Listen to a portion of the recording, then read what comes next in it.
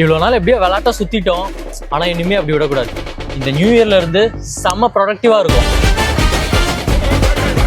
ப்ரொடெக்டிவா இருக்க போறேன். என்ன சார்ந்தோரும் ப்ரொடெக்டிவா இருப்பாங்க.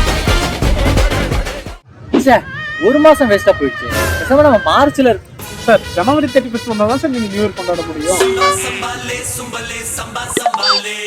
5 மாசம் எப்படி போச்சுனே தெரியல.